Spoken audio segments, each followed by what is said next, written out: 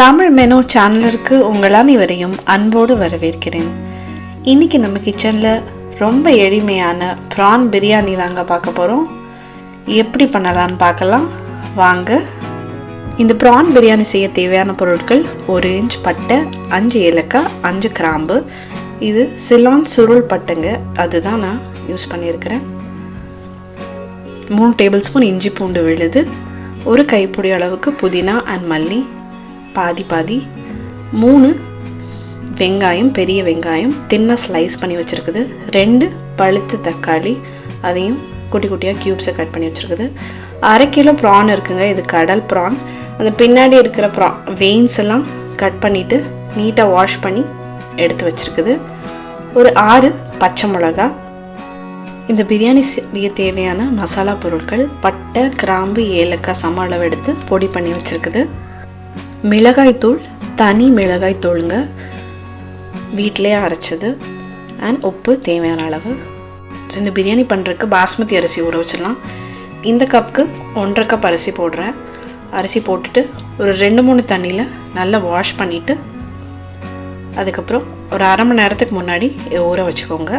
நீங்கள் ஜஸ்ட் பிரியாணி பண்ணுறதுக்கு சட்டி வைக்கும் போது கரெக்டாக இதை ஊற வச்சா கரெக்டாக இருக்கும். வாஷ் பண்ணும்போது ரொம்ப அரிசி உடஞ்சிடாமல் பார்த்துக்கோங்க. ரொம்ப லேஸாக ஜஸ்ட்டு அப்படியே பதமாக பார்த்து கழுவி விடுங்க. ரொம்ப அரிசி உடஞ்சிடாமல் பார்த்துக்கோங்க, கவனமாக கழுவுங்க. இப்போ பிரியாணி பண்ணுறதுக்கு ஒரு நல்ல திக் பாட்டம்டு ஒரு சட்டி எடுத்துக்கோங்க. அதில் ஒரு 5 to 6 டேபிள் ஸ்பூன் எண்ணெய் விட்டுக்கலாம். அதை எடுத்து வச்சுருக்கிற பட்டை, கிராம்பு, ஏலக்காய் எல்லாம் சேர்த்துக்கலாம். அது கூடவே தின்னா ஸ்லைஸ் பண்ணி வச்சுருக்கிற 3 வெங்காயத்தையும் ஆட் பண்ணி நல்லா கோல்டன் ப்ரௌன் வர வரைக்கும் வதக்கணுங்க. இன்றைக்கி நான் ரைஸ் ப்ரௌன் ஆயில் தாங்க ஊற்றி பண்ணியிருக்கிறேன். நீங்கள் வேணும்னா கடலெண்ணெயில் கூட பண்ணலாம், சன்ஃப்ளவர் ஆயிலையும் பண்ணலாம். ஸோ வெங்காயத்தை நல்லா வதங்கணுங்க. நல்லா இந்த மாதிரி ப்ரௌன் ஆகிற வரைக்கும் கொஞ்சம் பொறுமையாக நிதானமாக வதங்கணும். இதுக்கப்புறம் நம்ம எடுத்து வச்சுருக்க இஞ்சி பூண்டு விழுது 3 டேபிள் ஸ்பூன் இஞ்சி பூண்டு விழுது ஆட் பண்ணிவிட்டு அதையும் சேர்த்து நல்லா வதக்கி விடுங்க. இஞ்சி பூண்டு பேஸ்ட் போட்டு ஒரு நிமிஷம் வதங்கின பின்ன நம்ம க்ளீன் பண்ணி எடுத்து வச்சுருக்கிற ப்ரானை அதில் போட்டு அந்த இஞ்சி பூண்டு பேஸ்ட்டோடு சேர்ந்து அந்த ப்ரான் நல்லா குக் ஆகணுங்க. அந்த ப்ரான் அப்படியே ஒரு மாதிரி ஒரு ரெட்டிஷ்ஷாக அப்படியே வரணும். அது வரைக்கும் நிதானமாக பொறுமையாக அதை பரட்டி விட்டுட்டே இருங்க. கொஞ்சம் ஒரு 3 நிமிஷம் 4 நிமிஷம் ஆகும். கொஞ்சம் நிதானமாக வதக்கி விட்டுட்டு நம்ம எடுத்து வச்சுருக்கிற பச்சை மிளகாவை சேர்த்துடலாம்.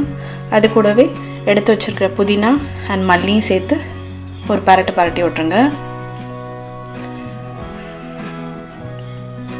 இப்போ தக்காளியும் சேர்த்துக்கலாங்க. 2 தக்காளி, கொஞ்சம் பெரிய தக்காளி, அதையும் சேர்த்து இது நல்ல ஒரு குழுன்னு கிரேவி மாதிரி வரணுங்க. இந்த தக்காளி இந்த மாதிரி குழஞ்சி போகிற அளவுக்கு நல்லா வதக்கி விட்டுருங்க.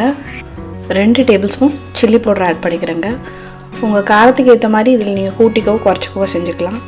பட்டை, கிராம்பு, ஏலக்காய் சம அளவு எடுத்து பொடி பண்ணி வச்சுருக்கிறது அது ஒரு 1/2 டேபிள் ஸ்பூன் சேர்த்து ஆட் பண்ணிக்கோங்க. எல்லாத்தையும் ஆட் பண்ணிவிட்டு நல்ல ஒரு மிக்ஸ் கொடுங்க.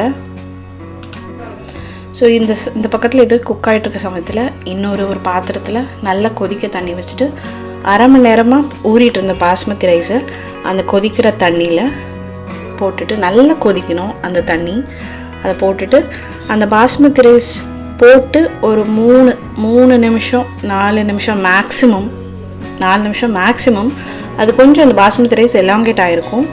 அப்போனா அந்த சமயத்தில் நீங்கள் அதை எடுத்து இந்த குக் ஆகிட்டுருக்க இந்த கிரேவியில் ஜஸ்ட் அந்த அரிசியை போட்டுருங்க. அவ்வளோதான். ஸோ நம்ம வடித்து எடுத்து வச்சுருக்க அரிசி எல்லாத்தையும் அதில் அந்த மசாலா கிரேவி பிரியாணி மசாலாவை சேர்த்துட்டு நல்லா ஒரு மிக்ஸ் பண்ணி விடுங்க. ஸோ தட் கீழே மசாலா மேலே சாதம் அப்படி இல்லாமல் நல்லா ஒரு மிக்ஸ் பண்ணிவிட்டு இப்போ நம்ம இந்த பிரியாணிக்கு தேவையான தண்ணி சேர்க்க போகிறோம். கொதிக்கிற தண்ணி தான் சேர்க்கணுங்க. அதில் அரிசி முங்குற அளவுக்கு மேலே, பிரியாணிக்கு மேலே தண்ணி நிற்கணும். அந்த அளவுக்கு தான் தண்ணியோட அளவு. இதில் தேவையான அளவு உப்பு போட்டுக்கோங்க. இந்த சமயத்தில் உப்பு, காரம், புளிப்பு எல்லாம் செக் பண்ணிக்கோங்க. அதுக்கப்புறம் எந்த ஆல்ட்ரேஷன்ஸுமே பண்ண முடியாது. ஸோ பாருங்கள், பிரியாணிக்கு மேலே தண்ணி நிற்குது.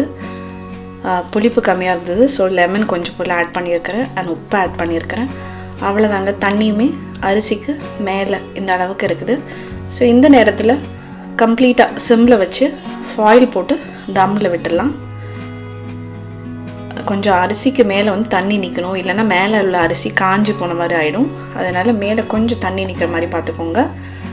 கம்ப்ளீட்டாக சிம்மில் வச்சுட்டு ஃபாயில் போட்டு ஒரு 20 மினிட்ஸ் சிம்மில் தம் விட்டுருங்க. ஸோ இப்போ கிட்டத்தட்ட ஒரு 20 மினிட்ஸாக தம் ஆகிட்டுருக்குங்க. ஸோ 20 மினிட்ஸ் முடிஞ்சதுக்கப்புறம் அடுப்புலேருந்து இறக்கி வச்சு ஒரு 10 மினிட்ஸ் ரெஸ்ட் கொடுத்துட்டு அதுக்கப்புறம் இப்போ பிரியாணியை திறந்து பார்க்க போகிறோம். பாருங்கள், பிரியாணி அவ்வளோ பிரமாதமாக வந்திருக்கு. நல்லா உதிரியாக வந்திருக்குது. மேலே இருக்க அரிசி லேசாக வேகாத மாதிரியோ காஞ்சி போயிருக்க மாதிரியோ இருந்தால் ஜஸ்ட்டு உள்ளே இருக்க அரிசி அப்படி பரட்டி விடுங்க. பாருங்கள் எவ்வளோ உதிரியாக வந்திருக்குதுன்னு பாருங்கள். ரொம்ப பிரமாதமாக வந்திருக்கு. ப்ரான் எல்லாம் நல்லா குக்காக இருக்குது. ஆக்சுவலி நல்லா பெரிய ப்ரான் இந்த ப்ரான் பிரியாணியை கண்டிப்பாக ட்ரை பண்ணி பாருங்கள். இந்த ரெசிபியை உங்கள் ஃப்ரெண்ட்ஸ் அண்ட் ஃபேமிலியோடு கண்டிப்பாக ஷேர் பண்ணுங்கள். தமிழ் மெனு சேனலை சப்ஸ்கிரைப் பண்ண மறந்துடாதீங்க. வாங்க இப்போது இந்த ப்ரான் பிரியாணி எப்படி இருக்குன்னு டேஸ்ட் பண்ணி பார்க்கலாம். இந்த ப்ரான் பிரியாணி பாருங்கள், அவ்வளோ ரெட்டிஷாக இருக்குது. பார்க்குறக்கே அவ்வளோ பயங்கர கலர்ஃபுல்லாக இருக்குது. இந்த ப்ரான் பிரியாணியோட இன்றைக்கி பூந்தி, கர்ட், ராய்த்தா அண்ட் பிரியாணின்னா அவிச்ச முட்டை இல்லாமல் எப்படிங்க? ஸோ அவிச்ச முட்டை வச்சு தான் சாப்பிட போகிறோம். வாங்க சுட சுட இப்போ பிரியாணியை டேஸ்ட் பண்ணி பார்க்கலாம். ப்ரான் நல்லா சாஃப்டாக குக்காக இருக்குங்க. பாருங்கள், நல்லா ஜூஸியாக நல்லா பர்ஃபெக்டாக குக்காக இருக்குது. ரைஸுமே பாருங்கள் நல்லா சாஃப்டாக உதிரியாக ரொம்ப பிரமாதமாக இருக்குது. கண்டிப்பாக ட்ரை பண்ணி பாருங்கள். மீண்டும் சந்திப்போம். நீங்களும் சமைக்கலாம்.